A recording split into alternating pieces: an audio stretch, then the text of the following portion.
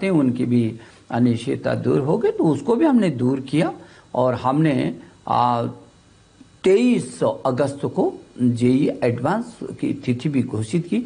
जहाँ तक अभी आपने कहा कि जो सीबीएसई बोर्ड की परीक्षाएं हैं वो कब होंगी, फिर उसकी रिजल्ट कब निकलेंगे, तो हम इसकी भी तिथि घोषित कर चुके हैं और इसकी तिथि हम घोषित कर चुके हैं कि 1 जुलाई से 15 जुलाई तक जितने छूटे हुए पेपर हैं सीबीएसई के, वो सभी पेपर जो मूल विषय के, वैसे तो छूटे हुए 83 पेपर्स हैं, लेकिन वो कुछ वैकल्पिक विषयों के जो मूल विषय के हैं वो 29 हैं। वो 29 पेपर जिसमें कुछ हाई स्कूल के हैं और इंटर के हैं, उन 29 विषयों के जो पेपर्स हैं वो 1 जुलाई से और 15 जुलाई के बीच उनको हमने करना सुनिश्चित किया है। और बहुत सारे मुझे लगता है हाई स्कूल की तो लगभग सभी प्रदेशों में हो गई थी परीक्षाएं, केवल दिल्ली, पूर्वी दिल्ली का रह गया था, तो वो भी उसी में समाहित है। मैं ये समझता हूँ कि ये 1 जुलाई से 15 जुलाई तक होने वाली जो परीक्षाएं हैं वो होंगी। इधर हमने जो आपके मन में शंका थी और सब लोगों की चिंता भी थी कि यदि जो परीक्षाएं हो गई हैं उनकी कॉपियों की जांच यदि समय से नहीं होगी तो फिर 2-3 महीने पीछे जा सकता है पूरा सत्र।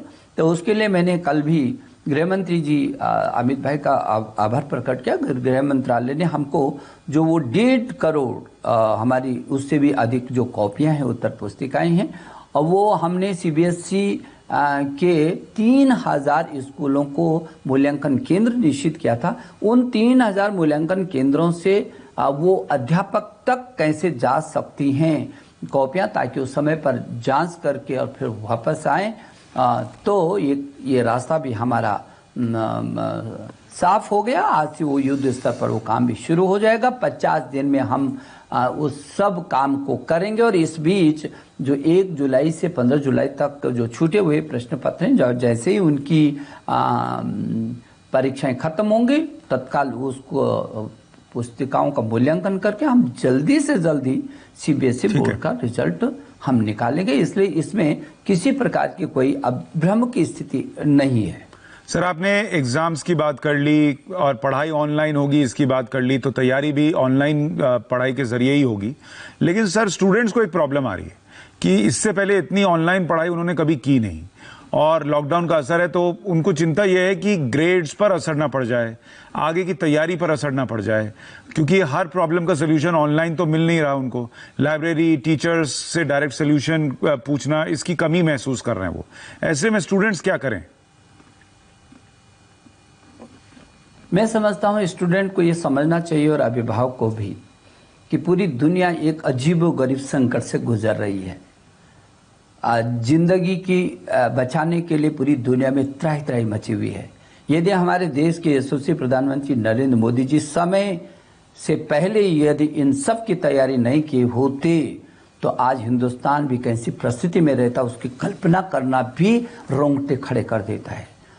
और इसलिए मैं कहना चाहता हूँ अपने अभिभावकों से भी, अपने छात्रों से, कि जैसे कि अभी आपने भी कहा कि जान है तो जहान है, तो जिंदगी को बचाने की हमारी पहली ये समय इस संकट से उबरने का पहला मिशन है।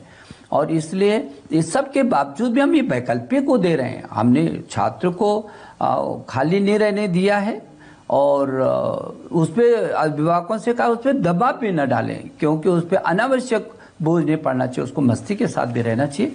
लेकिन मैं छात्रों से कहना चाहता हूँ आप मस्ती के साथ रहिए, आपको सारा का सारा पाठ्यक्रम उपलब्ध कराया जा रहा है। जहाँ तक आपने कहा कि उसका क्या होगा, शोध का पुस्तकालय नहीं होगा, आपके पास पुस्तकालय है, आपके पास हमने जो राष्ट्रीय हमारा डिजिटल लाइब्रेरी है NDL, उसमें लगभग 5 करोड़, 5 लाख नहीं, 5 करोड़ वस्तु सामग्री, आपके पाठ्य सामग्री और शोध सामग्री। ई सिंधु पर जाइए, ई गंगा पर जाइए, आपके पास क्या नहीं है, आप खूब शोध कर सकते हैं, अपने घर पर बैठ करके आप शोध कर सकते हैं। इसलिए यदि आपके मन में कुछ है तो मैं जानकारी देना चाहता हूँ कि आप यदि शोध छात्र हैं, पढ़ना चाहते हैं, आपको लाइब्रेरी चाहिए तो जाइए ना, एनडीएल पर जाइए, जाइए ना ई शोध सिंधु पर जाइए, जाइए ना ई गंगा पर जाइए। तमाम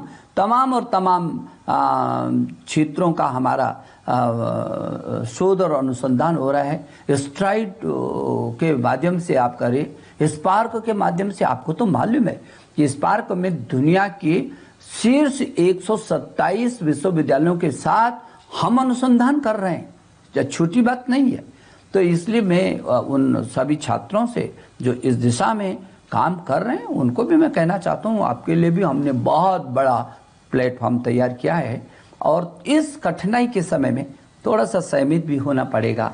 सब सुविधाएं नहीं मिल सकती हैं, ये मन तो बना करके रखना पड़ेगा। यदि ये मन बना करके नहीं रखेंगे और उसमें रास्ता निकालने की कोशिश नहीं करेंगे तो परेशानी बढ़ेगी। परेशानी इधर और उधर सभी जगह बढ़ेंगी, जिसकी इस समय कोई गुंजाइश नहीं है। परेशानियों का मुकाबला करना है और इन परिस्थितियों में भी हमको रास्ता निकालना है, समय को भी पकड़ करके रखना है, समय हमारा बर्बाद न हो। ये भी हमारे मंत्रालय की कोशिश है और चौतरफा हमारी टीम रात और दिन जुटी हुई। आप कल्पना नहीं कर सकते हैं कि टीम, जबकि इस अवसर पर 24 घंटे में से 15-15 घंटे काम कर रहे हैं, रात और दिन जुटे, सिर्फ छात्रों का हित में क्या क्या कैसे कैसे करके उसके समय को हम बचा सकते हैं, उसकी मनस्थिति के अनुरूप उसको मदद कर सकते हैं। और मैं अभिभावकों को भी कहूँगा कि वो अपने बच्चे की पूरी मदद करें, वो दबाव न दें, उसको मस्ती के साथ भी रखें।